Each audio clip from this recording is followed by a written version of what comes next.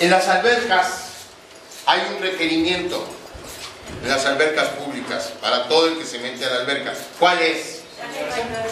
Hay que bañarse antes, ¿no? No importa si ustedes se acaba de bañar antes de ir a la alberca, antes de meterse, si quiere obedecer las reglas de la alberca, tiene que bañarse, aunque no lo necesite. Bueno, a riesgo, les digo, de sobre facilitar el entendimiento, eso es lo que pasó. Jesús no necesitaba arrepentirse, pero el bautismo era un requerimiento por parte de Dios. Y la actitud es de Jesús: si Dios lo manda, yo lo obedezco. Ahora, ¿qué hubiera pasado si Jesús no se bautiza? Si Él dice: ¿yo por qué me voy a bautizar? Si yo no tengo pecado. Ahí estuviera desobedeciendo, y entonces su no pecaminosidad se hubiera terminado. Porque si yo dice: bueno, sí, Dios dice que se arrepienta, pero yo no necesito, entonces no me arrepiento, no me bautizo.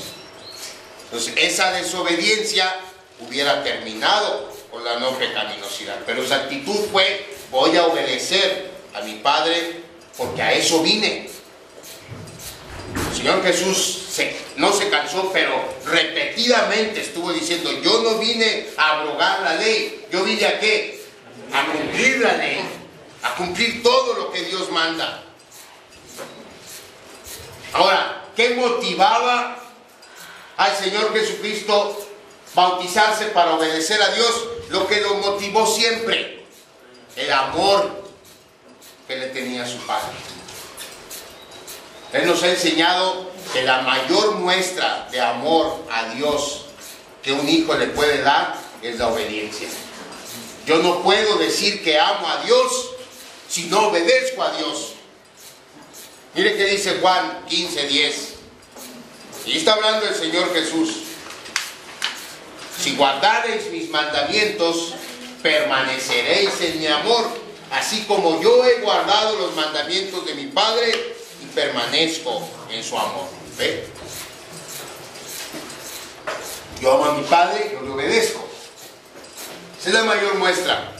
Si usted, hermano, usted, hermana, dice amar a Dios y quiere demostrar, si yo quiero demostrar mi amor por Dios, lo primero que tengo que hacer es obedecer.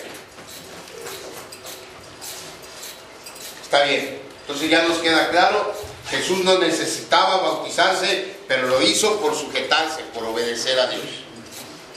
¿Por qué? Por el amor que le tenía a su Padre. Y la pregunta que todas las cuestiones teológicas tienen: ¿y qué? Ok, ya el Señor Jesús obedeció, ya Él tiene sin pecado. ¿Qué hay en eso para mí? ¿Qué importancia tiene para mí que Jesús haya obedecido? Toda la importancia. La mayor importancia de todas. Hermano, porque debido a su perfecta obediencia, Él fue perfectamente justo. Amén.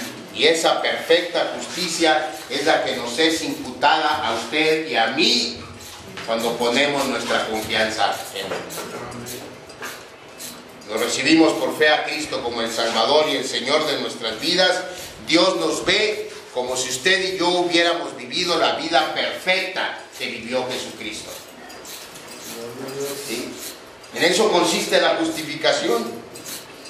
Una justificación que nos otorga la paz con Dios mediante no solo la muerte de Cristo. Recuerde, hermano, lo repetimos porque queremos que nos quede claro: nosotros somos salvos no solo por la muerte de Cristo, nosotros somos salvos por la vida de Cristo, porque esa justicia que Él guardó los 33 años que vivió, esa justicia nos es imputada, una justicia perfecta.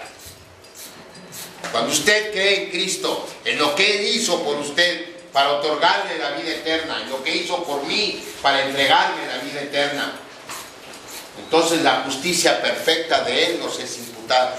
Pero no hubiera sido perfecta si el Señor Jesús no se bautiza. Esa es la importancia que para usted y para mí tiene el bautizo. Por eso se bautizó Cristo. Fíjese, la razón de su bautismo fue su obediencia a Dios. La razón de su obediencia a Dios fue su amor, pero también fuimos usted y yo. Él se sujetó para poder entregarnos a usted y a mí su justicia perfecta. Amén. Incomparable amor, bien dice el himno. Es un amor incomparable el que Jesús nos tuvo a usted y a mí. Hay un elemento más en el bautismo de Jesús.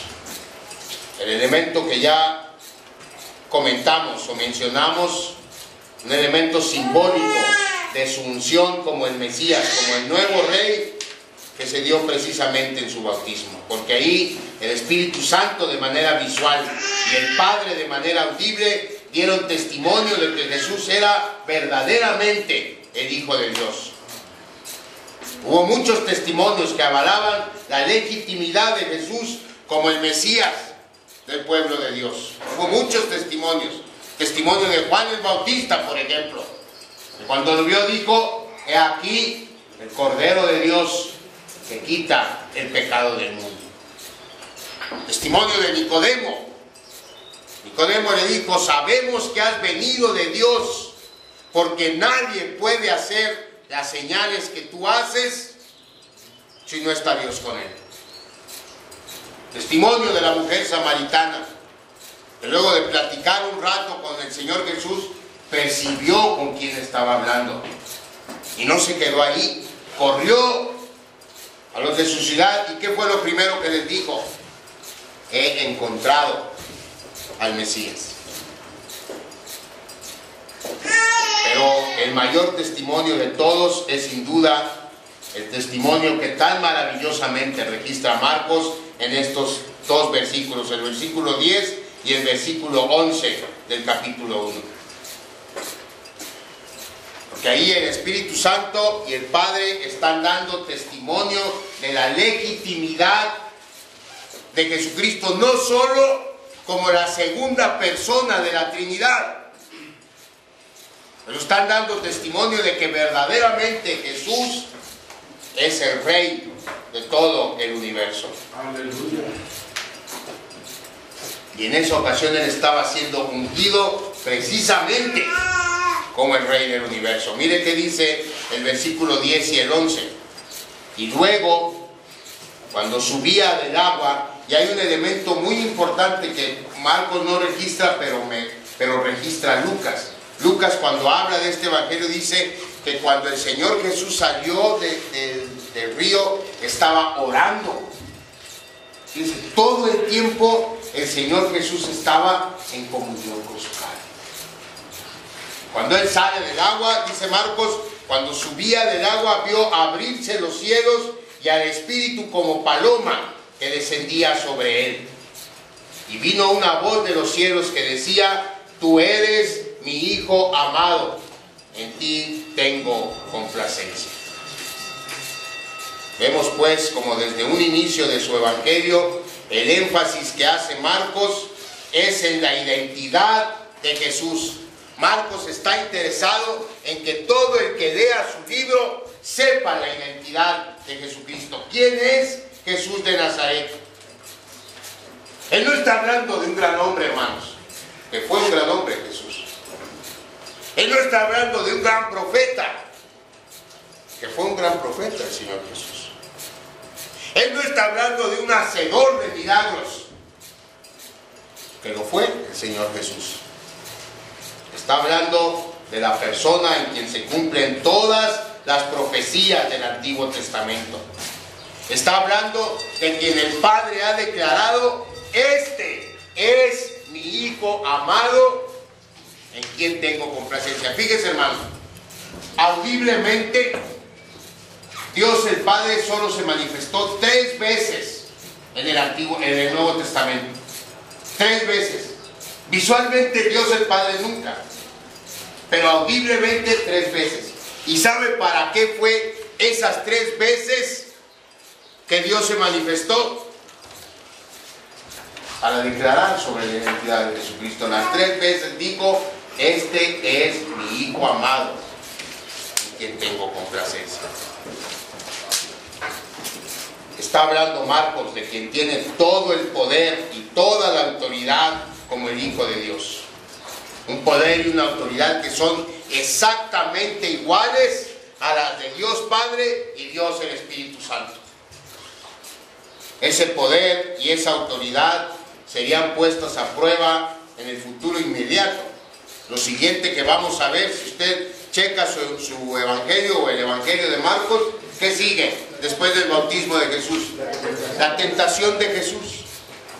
Entonces, ese poder y esa autoridad de que Marcos está hablando de Jesús como el Hijo de Dios, como el legítimo Rey del universo, ese poder y esa autoridad enseguida van a ser probadas. Pero repito, eso lo vamos a ver la siguiente semana. Déjenme terminar hoy haciéndole una pregunta.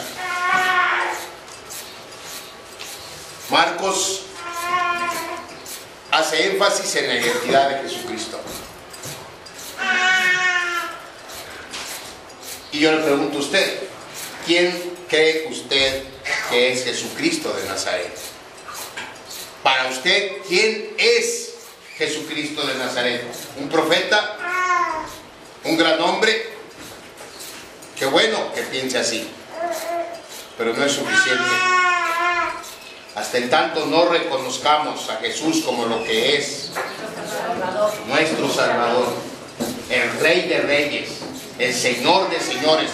Y no es muy fácil decir Jesucristo es el Señor de la creación, Jesucristo es el Señor del universo.